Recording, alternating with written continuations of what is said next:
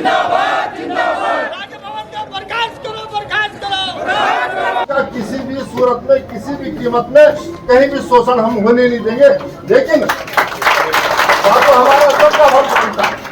और आपको मजे की बात बताऊं, जिस दिन हमने राजभवन के खिलाफ मोर्चा खोला था, अभी हमने 15 दिन 10 दिन पहले इस बात को लेकर के गवर्नर साहब की बर्खास्तगी को लेकर जन संघर्ष मोर्चा कार्यकर्ताओं ने मोर्चा अध्यक्ष और पूर्व दर्जाधारी राज्य मंत्री रघुनाथ सिंह नेगी के नेतृत्व में विकासनगर तहसील में घेराव प्रदर्शन कर उत्तराखंड के राज्यपाल लेफ्टिनेंट जनरल गुरमीत सिंह को हर मोर्चे पर विफल होने के खिलाफ आमरण अनशन की चेतावनी को लेकर एसडीएम विकासनगर विनोद कुमार के मार्फत महामहिम राज्यपाल को संबोधित एक ज्ञापन दिया गया।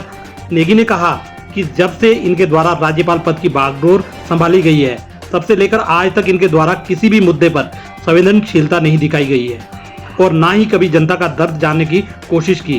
प्रदेश में लगातार महंगी होती बिजली से जनता करा रही है, लेकिन इनके कानों में आवाज नहीं सुनाई दे रही है। इसी प्रकार सरकारी बैंक भर्ती घोटाला, सरकारी भ्रष्टाचार, वनाग्नि से हुए हजारों हेक्टेयर खाक जंगल, अनगिनत बेजुबान पशुओं की वनाग्नि से अकाल मृत्यु आदि तमाम घोटालों मामलों में राजभवन की खामोशी, उदासीनता प्रदेश का बंटाधार करने में लगी है। लेकिन राज्यपाल महोदय का इन सब बातों से कोई सरोकार नहीं है। जनता चीख पुकार रही है, लेकिन उसका दर्द गवर्नर साहब को सुनाई नहीं दे रहा है। वह सिर्फ बुके आदान प्रदान करने में व्यस्त है और राजभवन को एक एक्टरा के रूप में परिवर्तित करके रख दिया है। राजभवन का कोई भी नियंत्रण सरकार पर नहीं है, जिसकी वजह से सरकारी अधिकारी बेलगाम तथा आखंड भ्रष्टाचार में डूब चुके हैं। इस दौरान जन संघर्ष मोर्चा की ओर से एक अन्य ज्ञापन भी ई रिक्शाओं के पंजीकरण पर रोक लगाने की मांग को लेकर भी दिया गया। नेगी ने कहा कि मोर्चा राज्यपाल महोदय को आगाह करता है कि अगर शीघ्र ही जनता जनार्दन की आवाज न सुनी गई तो मोर्चा उनके खिलाफ अब आमरण अनशन कर आर पार की लड़ाई लड़ेगा।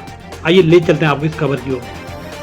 दरअसल राजभवन की जो कार्यप्रणाली है और खासतौर पर महामहिम राज्यपाल है, जो बिल्कुल बेसुध है, जो बिल्कुल गैर जिम्मेदाराना रवैया अपनाए हुए है, उनके खिलाफ बहुत जल्दी जनसंघर्ष मोर्चा आमरण अनशन को आज हमने चेताने का जो काम किया है राजभवन को कि हम बहुत जल्दी उनके खिलाफ आमरण अनशन कर रहे हैं, क्योंकि मामला जनता से जुड़ा हुआ है और तमाम मुद्दों पर राजभवन बिल्कुल फेल हो चुका है। हर मोर्चे पर राजभवन की कार्यप्रणाली बहुत ही कष्टकारी है। आप देखते हैं लगातार प्रदेश के अंदर बिजली के दाम बढ़ रहे हैं, तमाम तरीके टैक्स लिए जा रहे हैं और राजभवन ने एक बार भी जहमत नहीं उठाई कि ये मूल्य क्यों बढ़ रहे हैं। तमाम लाइन लॉस है, लाइन लॉस कम करने की दिशा में कभी सरकार को फटकारने का काम नहीं किया है। और तमाम अगर बातें करूँ तो बहुत जनता को उम्मीद थी कि जो एक फौजी हैं पता नहीं इस प्रदेश के अंदर क्या करेंगे, लेकिन उनका काम सिर्फ और सिर्फ बुके देने का है कि बहुत गैर जिम्मेदाराना है। सरकारी बैंक भर्ती घोटाला पूरी गूंज प्रदेश के अंदर सुनाई दे रही है, यहाँ तक कि पूरे देश के अंदर सुनाई दे रही है। सरकार भी मान रही है कि जो शासन है उसने भी लिखा है कि अनियमितता हुई, लेकिन उसको भी आज तक जो है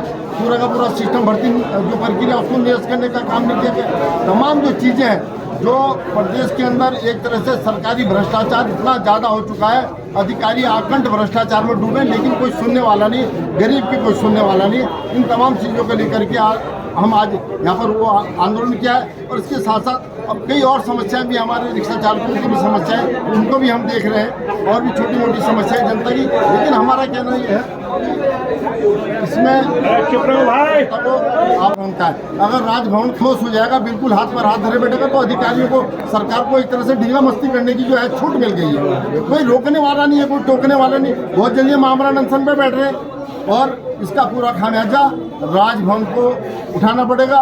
उसका हम तख्ता पलट करके ही मानेंगे।